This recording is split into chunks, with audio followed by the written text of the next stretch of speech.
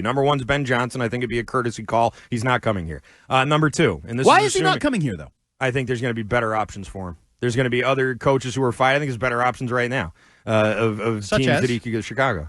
Is that really a better option? Yes. We sure that Caleb Williams is better than Drake May? I didn't say that. Because to me, if I'm the offensive coordinator looking for a place to go be the head coach and make money and stay a genius, I think May is better than Williams. Okay, but then I think would the Bears have much better players around them and a better offense for an offensive coordinator to come in and run. But I don't think that matters. If their quarterback is the dink that he looks some of the time, sure, I'd rather be with Drake May. But Drake May hasn't exactly set the world on fire here either, so that's kind of my point. He's been good, and he's had some good throws, but, so's Williams. Williams had some good throws, too. But has he had people gushing the way, Dan Orlovsky wants to do a redraft and take Drake May number 1 overall. Well, if Dan Orlovsky's the guy we're going by, then everybody's awesome, and every quarterback who ever played football is amazing. He claims he's been offered offensive coordinator jobs. He's claimed that, so spiffy. He's in that world. He's in that landscape. That's fine. I just don't think it's a. I don't think Ben Johnson would come here. Just because there's better options, or is there a stank on this? I think because there's better options. I think if he's going to be picky about where he's going, that's what I keep hearing. Ben Johnson's going to be very selective about where he's going. That doesn't scream coming to the team who's picking first overall, who had a terrible offseason and whose entire system's in turmoil right now, and they may fire their head coach and get rid of the entire staff that they just brought in, and they have a bad GM, like all that. I think it's all very tumultuous. I don't know that a guy like him would want to start his career as a head coach in a place like this. I just don't. That's just my take. Listen, you may disagree. No, you're not alone. A lot of people say it that way, and I keep thinking, why? If Drake May is what a lot of people think he is, to me, that's a major first step towards being alluring towards Ben Johnson. Sure. Now, the next step is $15 million a year or whatever he's asking for. Yeah, there's a lot of money, and I agree with that, and I think that May is better than Williams. I don't think that Williams is a better player, but I think May's better. I don't know if he's so much better that you ignore every other problem with the Patriots in the offense. I just don't know that it's that big of a gap. And if you're Ben Johnson, I think that's something you take into consideration. Here's another guy on my list, Brian Daboll, assuming he gets fired from the Giants. Change the scenery, you get a better quarterback than you have there in New York, head coaching experience that everybody loves so much.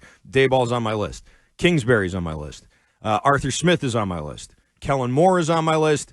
And Adam Stenavich, who is the Packers offensive coordinator, is on my list, too. Slowick was on my list. He's out now. That Texans offense this last month's been really bad. And that's my type. That's who I want. I want offensive-minded head coaches. I'd prefer them on the young side, but they don't all have to be super young. I'm out on Vrabel. I'm out on any defensive-first guys, and I'm out on any ex-Belichick coordinator. I don't want to go back to the past anymore. I want to start looking forward, looking ahead, and letting whoever the new guy is pick his staff and pick his people. And if it happens to be that there's some Belichick guys in there, fine. But it's going to be the choice of whoever the new guy is. And I want them to build it up and do it themselves and have the Crafts back off and just, here you go, the next generation of Patriots football completely detaching from the old years. That's what I'd like to see. If Belichick's not here, I don't want you to keep reaching back into the past. I'd like to see something very new, very different, and if you're hung up on keeping, familiarity in the building, I think that's a big detriment, and I don't want to do that anymore. I don't mean to nitpick here. So then why is Brian Daboll on your list? Brian Daboll, I agree, is maybe not the best one there. But I like him. At the very least, he's a head coach who went out and did something else on his own. Sure. And did pretty well, had some success while he was out there. Oh, absolutely. And isn't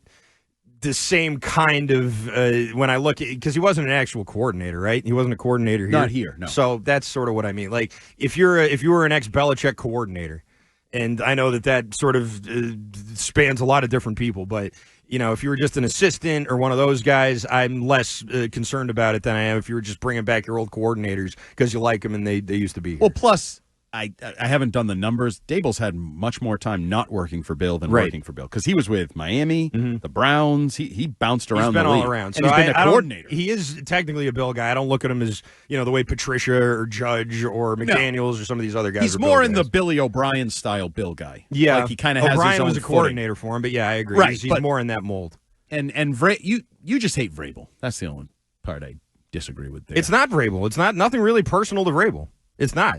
This is my type. This is who I like. I like coaches like this. I like offensive-minded first coaches. And if I was looking for defensive-minded coaches, then Vrabel would be the first guy I call. It's not what I'm looking for. So your adherence to offensive coaches, is it about what you think the league is, where it's going, or is it about keeping the guy that coaches your quarterback because he's already the head coach? What? Can you repeat the question? Use it in a sentence, perhaps? So Is it because you think the league is just an offensive league and kind of philosophically? That's part of it, sure. Or but it's is also what your team is. You have a quarterback and nothing else. So I'd like you to have a head coach that is more hands-on than someone like Mayo or Vrabel or somebody else who's going to be doing the defense and let the offensive guy do the offense. And you can't lose him because he's your head coach. That too, yeah. Like a lot of people believe that. You hire the offensive guy with, like, if you're going to say Ben Johnson with the Bears, if he succeeds, you can't lose him. He's married to Caleb Williams for the next whatever. If you hire a defensive coach, automatically you have to bring in a strong offensive coordinator who, if he's any good, is probably leaving to become a head coach within a year or two. Exactly. So a lot of people, I do think, value the offensive-minded coach being the head coach because you can't lose him. And that's what I was asking when you gave me the huh. Yeah, well, now I thought it was logical. It was a little bit, kind of. Screw you. You had to explain it a little bit, but no, I know what Don't you mean. break your nose again. That's part of it. That is part of it. All the things you just said are part of the reasons why I'm into this, but it's really the situation that your team is in right now and the situation Drake May is in right now and the idea of going a different direction from the direction you've been going in, which I think is taking you nowhere. That's sort of the point. Also, another question here. So you included Brian Dable, who isn't available yet. Not yet, no. Neither's Kingsbury. I mean, there's a bunch of guys who may not be. That's a promotion. Dable's a head coach in the NFL. Oh, right. Yeah. And you don't include Kevin Stefanski, who's been sort of a consideration because of the Packer I take him Brown. too. I take Stefanski too. He would be on, if he gets fired, you'd interview him? Yes. Okay. I think it's less likely he gets fired, but if he does, I would consider him for sure. He'd be high on my list, yes. Okay. I don't hate your list. I think it's a little disrespectful to Vrabel. How is it disrespectful to Vrabel? I'm not looking for offensive player. You just hate him. But he might be a good coach. Maybe he is. And whichever team gets him, I think is going to be happy they got them him. Well. Seriously, Jets, I do. Supposedly the Jets are a possibility. Okay. Then you will have to beat Mike Vrabel. Great. You might not be able to do it. Well, I mean, listen. Everybody beat Mike Vrabel his last 2 years in Houston, and going to the Jets is you want to do that? Fine, God bless. Again, that's sort of one of those things where it's like you want to go there, coach the Jets, great, and they can have all the luck they want with Mike Vrabel. And you know what? They'll probably get better with Mike Vrabel. And honestly, if the Patriots hired Mike Vrabel, they might get better with him too. But I think there's a ceiling to it. I don't think that he's the guy who's going to take Drake May to the next level. I just don't see that happening. If he doesn't come here, I want him to go to the Jets for sort of the reasons you were alluding to.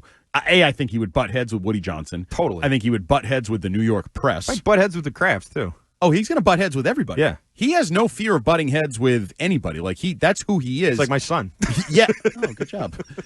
When you hire him, you have to appreciate that. That's part of the good and the bad of Mike Vrabel. But I think he would be very entertaining in New York, and I think he'd be very entertaining for our purposes twice a year.